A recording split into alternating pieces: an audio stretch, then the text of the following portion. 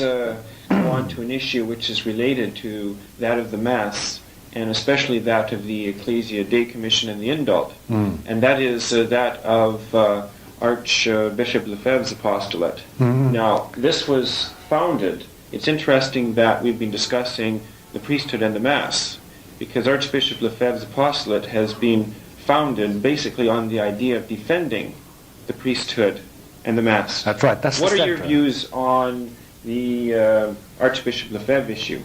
Well, I must tell you, the older I get, every day I bless the Lord for having given us Archbishop Lefebvre.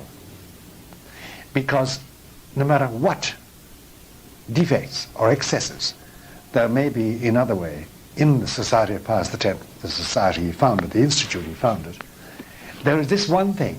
They have ensured that the Church has a small but definite supply of validly ordained priests who say valid masses and hear valid confessions. And that, for me, is a boon from the hand of God. This can't be the work of Satan.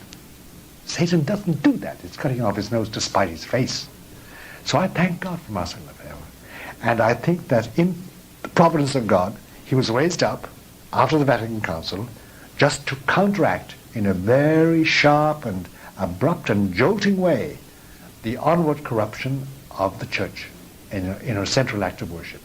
So I think that he's a blessing. I think he was sent by God, quite frankly. I think that another benefit that Archbishop Lefebvre has provided is that it puts pressure on the authorities to make concessions to good priests within dioceses. Insofar as they make concessions, it's because of Marcel Lefebvre, and it's because he's there as an alternative.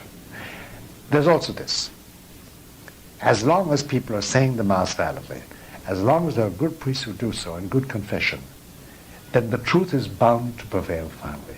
And I don't know, I can't tell you, because there are too many of them, how many priests have passed through my hands who said the Novus Ordo for quite a while, since it was published, because they were obedient priests, and suddenly came to the conclusion that they'd better switch and go back to what they used to say, or what they never said. Some of them are young priests that never knew the traditional Mass. And uniformly, immediately, everything has changed in them. Their notion of the Church, their notion of zeal, their notion of devotion to Jesus, their personal relationship with him. One man said to me, he said, now I know I am united with him physically and spiritually every morning. I didn't believe that, he said. I didn't believe that. So the effect of Marcel Lefebvre is huge.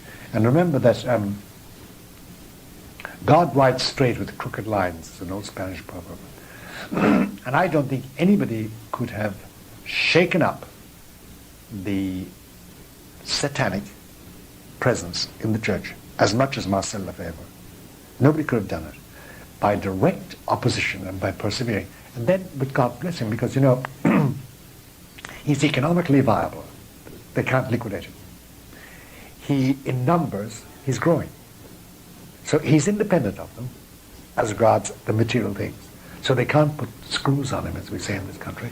He's independent economically, and in numbers he gets he's building his own seminaries, his own schools, his own convents.